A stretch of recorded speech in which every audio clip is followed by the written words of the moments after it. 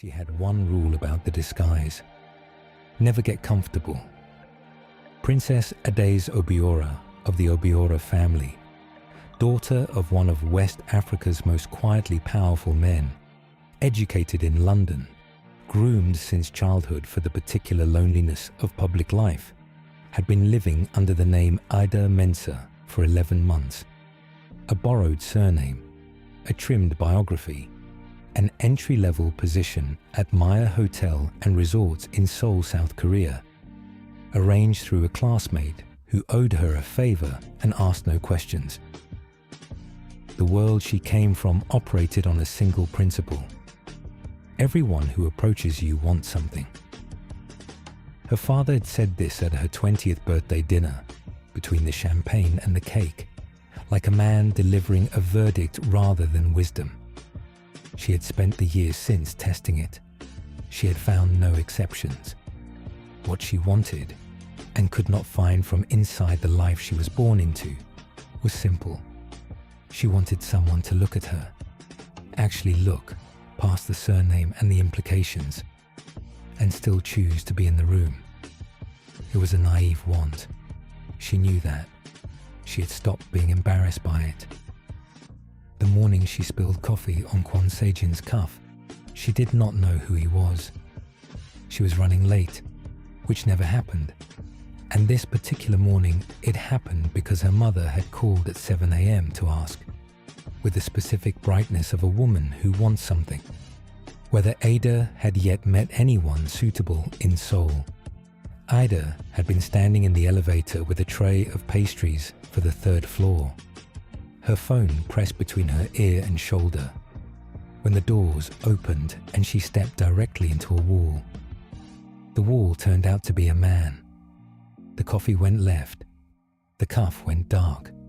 There was a silence of approximately 2 seconds in which Ada's entire body ran a rapid calculation of how severe this was, and the man looked down at his sleeve with the particular stillness of someone who has trained himself not to react.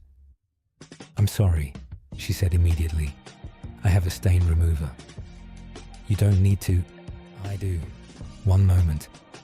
She was already searching her apron pocket. She found the small bottle she kept there. Hotel staff with 7 months of experience learned to carry solutions, and pressed a tissue to the dark stain with firm, practiced movements. "Hold still." He held still. She worked quickly. He watched her work with a quality of attention she registered without understanding. Not impatience, not gratitude. Observation, as if she were a process he found genuinely interesting. "There." She stepped back. The stain was gone. "Welcome to Maya Hotel and Resorts. I hope your stay is comfortable." She picked up the fallen tray. He said, "Thank you." And then, "You're thorough." It was a strange word to choose. Not kind, not polite, accurate. She looked at him. He was Korean, mid-30s, with the groomed quietness of someone who spent considerable money on appearing effortless. His watch was the kind people with taste wore specifically, because it did not announce itself. His eyes were sharp in the way eyes were sharp when they were used to collecting information rather than distributing it. She noted him the way she noted most things, carefully, without appearing to. "It was my fault," she said. "I should have been watching where I was going." She went back to work. She did not think about him again for several hours, which was itself a kind of lie she was telling herself. His name was Kwon Sejin. She learned this from the staff gossip network, which in a hotel operated at the speed and accuracy of a wire service. He was the new operations director of Maya's parent company, Ueda Group, returned from 5 years abroad to restructure the hotel division. He was 34. He was unmarried. He was already making decisions that would affect the employment of half the people she worked with. She learned this while standing in the supply corridor outside the conference room, where her manager, a man named Choi, who sweated through his collar during meetings, was directing the setup for Kwon Se-jin's first full board presentation with the high-pitched precision of someone performing competence rather than possessing it. She had been sent to deliver pastries she'd baked herself, a birthday cake for a colleague named Woo, and had arrived to find the conference room short a centerpiece and Choi's eyes landing on her tray with the bright desperation of a man selecting a sacrifice. "We'll use this," Choi said, reaching for the cake. "That's not mine to give," Ada said, in the careful tone she had developed for situations where she needed to refuse without creating an incident. "It's an emergency. The director will be here in 20 minutes. I understand that. But this was made for someone specific, and using it without asking them isn't... Use it, or you're responsible for this room." She looked at the cake. She looked at Choi. She was aware, with the clarity that came from having navigated more sophisticated rooms than this, that she was being offered a false choice by someone who would find a way to make the consequences hers, regardless of which option she selected. "No," she said. "Find another solution." She took her tray and left. She was fired 20 minutes later. Kwon Se-jin delivered the news himself, which she had not expected. Most directors used assistants for this kind of thing. It was cleaner, more deniable. He had found her resetting the lobby display stand with the focused calm of someone deciding to do the job in front of her, rather than the job inside her head. "Mai Cheng-won," he said.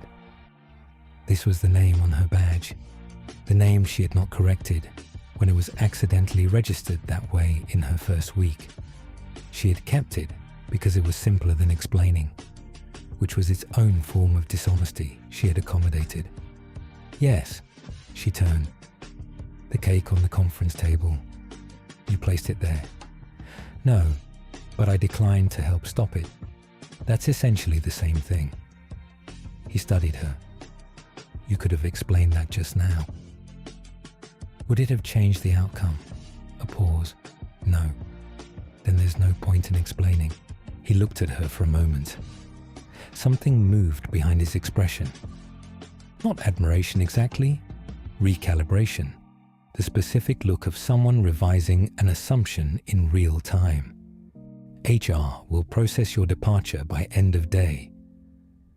"I understand." He turned to leave.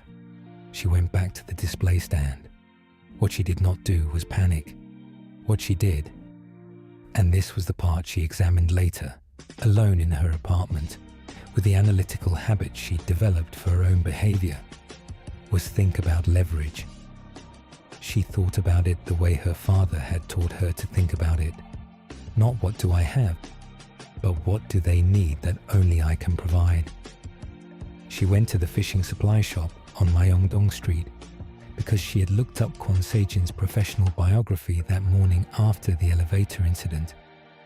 She had done this methodically, the way she did most things, as information gathering rather than interest, which was another lie, and had found, buried in a 3-year-old interview, a mention of recreational fishing.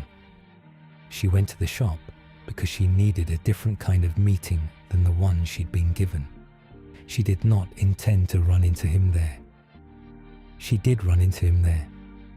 She was examining a display of fishing lines when she heard his voice and understood, with the particular cold clarity of a person who has lived among strategists, that this was either coincidence or it was not, and that the honest answer was that she had made coincidence likely. "You're following me," he said. "I'm buying fishing equipment." His expression held something that might have been amusement, compressed flat. "You fish. I'm buying it for you." She held up the line she had selected, the specific weight and brand she had researched, the one that had been out of stock when he had looked. "You were asking for this. They didn't have it. I found it at the shop on the next block." He looked at the package. He looked at her. "That's a bribe," he said. "It's an exchange of goods. she said. "When you catch something, I'd like a chance to speak with you, that's all." There was a long pause. She had learned that he used pauses the way other people used sentences, actively, not passively. He was thinking. She let him think. "One conversation," he said finally. "One conversation." He took the package. He paid for it himself. The conversation became a secondment. She was reassigned not to her original position, but to a temporary secretary role, a quiet demotion dressed as an opportunity, the kind of workplace maneuver she had seen performed with more sophistication in her father's offices, and recognized immediately for what it was. She understood that she was being kept close for reasons that had nothing to do with her coffee skills. She did not ask what those reasons were. She waited. The waiting was its own form of intelligence. She had learned in 11 months of living as someone other than herself that silence was the most efficient tool available to a person in an unfamiliar environment. People filled silence. They filled it with what they were actually thinking, which was rarely what they said out loud. Kwon Se-jin did not fill silence. He sat in it comfortably. This, she discovered, was unusual. The first real task he gave her involved meeting with a business contact, a supplier she had discovered was connected to her boyfriend, a man named Ji Sung-ho, whom she had been dating for 7 months and who had, she was now understanding in stages, told her considerably less about himself than she had told him. The meeting revealed the full gap. His family ran a significant enterprise. He had presented himself as an ordinary, struggling professional. She drove home with her hands steady on the wheel and her chest doing something complicated that she did not immediately name. Ji Sung-ho called her that evening. She let it ring. She texted him back in the morning. "We should talk." She said this without urgency, which was harder than saying it with urgency, and more accurate. The thing about discovering a lie is that it does not arrive cleanly. It arrived in pieces over the following days. She looked at the previous 7 months through the new information, and the view changed. Not completely. Not like a painting flipped over to reveal something different on the back. More like a photograph developing. Details she had registered but not processed became visible. The times he had deflected questions about his family with an ease that she had read as privacy, and now read as practice. The times she had made decisions about money, about time, about the management of her own resources, based on a context she had not known was fictional. She had told her mother about him, carefully, with hedges. Her mother had said, "As long as he treats you well," as if treatment were separable from honesty, as if the two were not the same thing. She thought about her mother a great deal during those days. This was unusual. Normally, she thought about her mother only when her mother called. When Ji Sung-ho arrived at her apartment that evening with flowers and the expression of a man who had rehearsed a speech, she let him give it. She listened the way she had learned to listen to people who were performing rather than communicating, for the structure, not the content. "I was afraid you'd leave if you knew," he said finally. "You chose to maintain the deception rather than risk the truth," she said. "I was protecting us." She looked at him. "You were protecting yourself. Those are different." He wanted to argue this.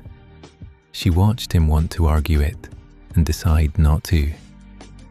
He looked, in that moment, genuinely uncertain. not performing uncertainty, actually uncertain. And she felt something for him that was real and that she was not ready to act on.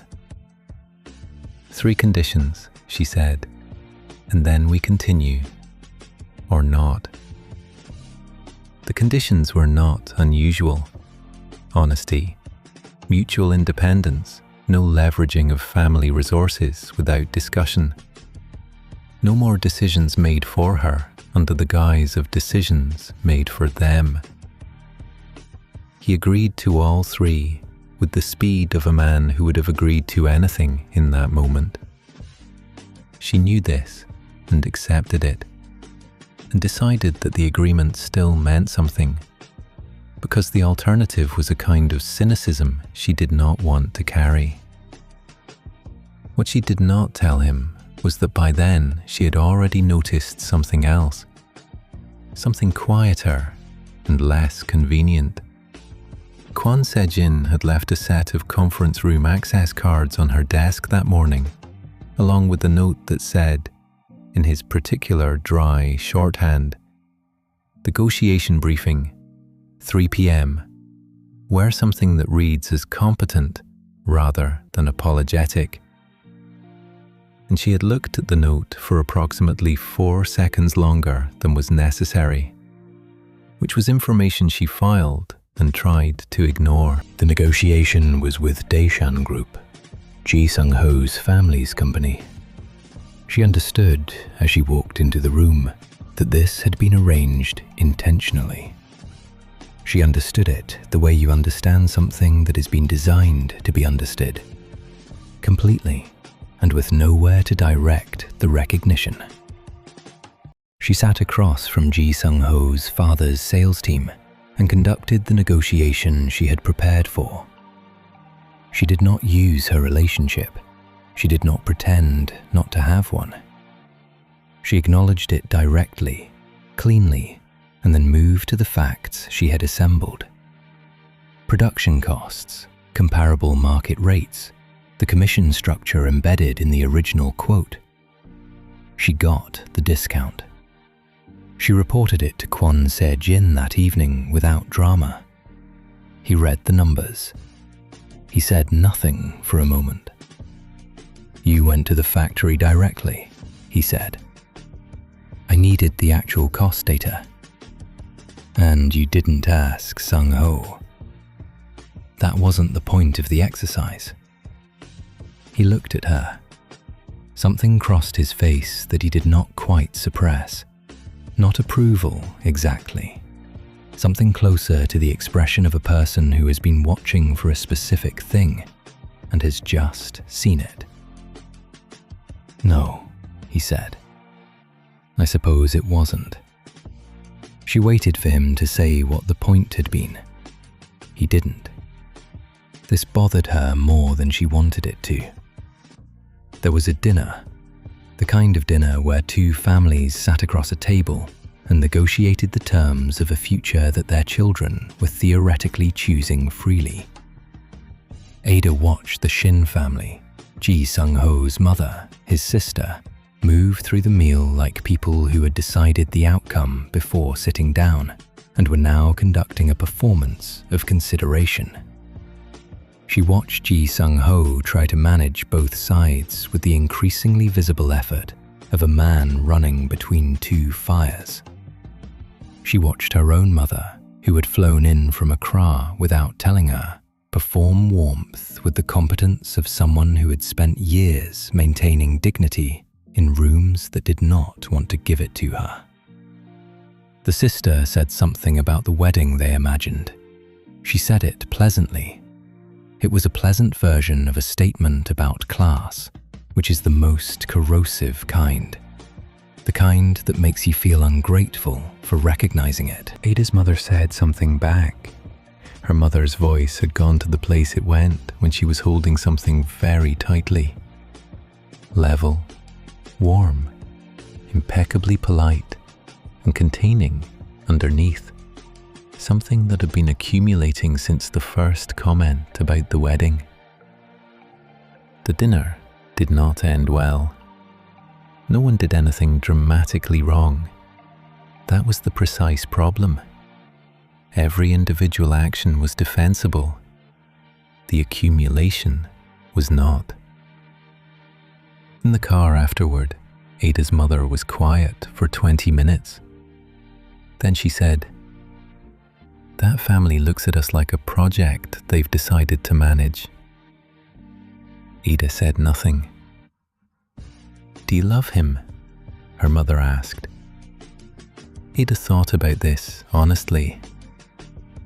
"I think I love who I thought he was." Her mother looked out the window. "Those are sometimes the same person," she said, "and sometimes not." The gift arrived the next morning. The small package left at the front desk of the hotel, addressed to her staff name, from a sender listed only as Jang P. Inside was something expensive and inexplicable, the kind of gift that cost enough to communicate something and not enough to constitute a statement. She called Kwon Se-jin. "Did you send something to my desk?" "No." A pause. "It's from Jang Pei-shung. She's a board director. She sends gifts when she wants people to feel indebted before asking for something." Ada looked at the package. "What does she want?" "I don't know yet, but you'll find out when she's ready to tell you." Another pause. "Do with it what you want, but if you keep it, you've started an accounting." She returned it by end of day. She attached a brief note that said, "Thank you," and nothing else. She did not hear from Jang Pei-shung directly, but she noticed in the following weeks a particular quality to the way Kwon Se-jin watched her navigate the hotel. Not oversight, something more like the specific attention of a person who is trying to determine whether what they think they see is actually there. She found it, and this was the inconvenient part: clarifying. To be watched that carefully by someone who was trying to see accurately, rather than to confirm a pre-existing idea, was a different experience from most of the watching she had done in her life. She did not tell Ji Sung-ho this. Ji Sung-ho proposed at her work campaign in front of 200 guests. He did it in the way he did most things that were meant for her, by making them also, somehow, about himself. The scale of it, the spectacle, the number of people who would see her say yes, all of this was framed as romance and functioned as pressure. She understood this even as she understood that he meant well. These two things were both true and both real, and the space between them was where she lived. She told him to get up. He wouldn't. She told him again. He quoted something at her about love and nights, and she felt, for the first time in 7 months, genuinely tired. She said yes because her mother was in the room, and because the crowd was watching, and because yes was the path of least immediate damage. She knew, even as she said it, that this was true. She had said it anyway. In the hotel corridor afterward, straightening her uniform before going back to work, she stood in front of a mirror for approximately 15 seconds and looked at her own face. She was good at her job. She was good at managing situations. She was good at being readable as calm when she was not calm. She wondered when those things had become the same skill. The grandmother was a woman named Chen Shu-zhen, 83 years old, who ran a restaurant called Sing An Lee with the absolute authority of someone who had decided long ago that the opinions of people who had not built anything were worth very little. Ada had been visiting her for 4 months, brought first by a chain of accidental connection through the hotel, kept there by the specific comfort of the old woman's company. Madame Chen talked to her the way very few people talk to her, without agenda, without the particular brightness of someone performing interest in someone powerful. It was in Madame Chen's back garden, over green tea and crabs. Ada had to crack herself because the old woman did not believe in having things done for you that you were capable of doing. That Ada understood something she had been not understanding for several weeks. Kwon Sejin was Madame Chen's grandson. She sat with this information for a long moment. "He didn't tell you," Madame Chen said. Not a question. "No, he didn't want you to feel observed." The old woman picked up her crab. "He has always had a very rigid sense of the difference between watching someone and watching over someone. He finds only one of them acceptable." She looked at Ada. "He's wrong about several things. He's not wrong about that." Ada looked at the garden. The afternoon light was doing something particular through the persimmon tree in the corner. She was aware of sitting very still. "Did he ask you to arrange this?" Ada asked. "No." Madame Chen set down her cracker. "He refused to tell me to arrange anything. He told me to let it happen as it would." A pause. "He's cautious about the ways he gets what he wants. He's been watching himself very carefully since he was young." Ada thought about this. "That could mean he's principled," she said. "Yes," Madame Chen said. "It could also mean he's afraid of himself." She pushed a piece of crab toward Ada. "Eat." She confronted him on a Tuesday in his office after the Jeju account closed and the report was filed, and the most reasonable excuse for the conversation had passed. "Your grandmother," she said. He looked up from his desk. He set down his pen with the deliberate calm of a man who had been waiting for this particular conversation and had prepared himself for it. "Yes." "You knew the entire time?" "Yes." "You used it?" He was quiet for a moment. The quality of the quiet was different from his usual silences, less comfortable, more deliberate. "I used the fact that you two met independently and got along. I didn't manufacture the connection. But you knew who she was to me before I did." "Yes." She looked at him. He looked back. He was not deflecting. He was not apologizing. He was simply being present for what was true, which she found more unsettling than either of those alternatives because it did not give her a clean place to put the feeling. "That was a manipulation," she said. "It was an advantage I kept rather than disclosed." A pause. "Yes, that's what it was. Why are you telling me that directly?" "Because the alternative is explaining it in a way that makes it sound reasonable, and I could do that, and it wouldn't be honest." He held her gaze. "You know how to do that too.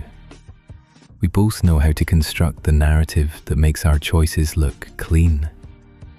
I'm choosing not to." She was quiet for a long moment. "What do you want from this?" she asked. "I don't know yet," he said. "I want to know who you actually are. I'm aware that's a strange thing to say to someone who has been working for you for several months." "I'm not who you think I am," she said. She meant it several ways simultaneously. "I know that," he said. "I've known for a while." The air in the room shifted. Not dramatically, slightly, the way temperature shifts before it rains. "Ada," he said, quietly. Not her staff name, not the name on her badge, her actual name. She did not ask how he knew. She sat with the knowledge that he knew, and the knowledge that she had, in some part of herself she did not fully administer, wanted to be known. She also did not miss the fact that he had held this information and chosen the moment to use it. He was doing this even now, even in the moment of apparent transparency, managing the timing, reading the room, deploying truth as a tool. She recognized this because she did it herself, because everyone who grew up in the rooms they had both grown up in did it. They were the same kind of person. This was either the best or the worst possible news. She broke off her engagement on a Friday evening, not in anger, in the quiet of her apartment, with Ji Sung-ho sitting across her small table, his phone face down between them, the sound of the city coming through the window like a reminder that the rest of the world was still operating. She told him the truth, all of it, that she had said yes because she was tired and the room was watching, and she had wanted to believe the gesture meant what it was dressed as meaning, that she cared about him, and that caring about someone was not, on its own, enough information to build a life on, that they had both been performing versions of themselves for each other since the beginning. Him, the struggling professional, her, the ordinary hotel employee, and that the two people in that original story had been, in some fundamental way, fictional. He looked at her for a long time without speaking. "Was any of it real?" he asked finally. "Yes," she said. "The parts where neither of us was trying." He nodded slowly. She watched him absorb this with the specific dignity of a person who has been hurt and knows that performing hurt will not recover anything. She respected him for that. She had always respected him for things like that. "I don't know what to do with that," he said. "Neither do I," she said. He left. She sat in the apartment alone and felt the particular weight of a decision that was right and did not feel good. Those two things had a tendency to arrive together in her experience. She had stopped expecting otherwise. She told Kwon Se-jin 2 weeks later, not about the engagement. He likely knew from the internal networks that moved information through organizations like this with the casual thoroughness of weather. She told him who she was, her actual name, her father's name, the 11 months, the reason. She told him in his office at the end of a working day, with the city visible through the window behind him, and her hands in her lap doing nothing, which was harder than it sounded. He listened without interrupting. When she was done, he was quiet for a moment. "You wanted to know if someone would stay in the room," he said. Yes. Without the name? Yes. He looked at her, not with the assessing sharpness of his professional face, with something more unguarded, the expression of a person receiving information that confirms something they have been privately carrying. I would have, he said. For what it's worth, that's not in question. It's worth something, she said. But you also kept information about your grandmother, and you knew who I was before I told you, and you chose the right moment to use it. She paused. We're both very good at managing situations. I'm not sure that's a foundation. He was quiet for a long time. No, he said finally. It's a warning. She looked at him. About what we'd become to each other, he said, if we're not careful. He paused. People who are very good at managing things tend to manage each other. At first it looks like understanding. Later, it looks like something else. She had not expected this from him. The self-awareness of it. The specific willingness to name a risk inside what might have been a moment of closeness.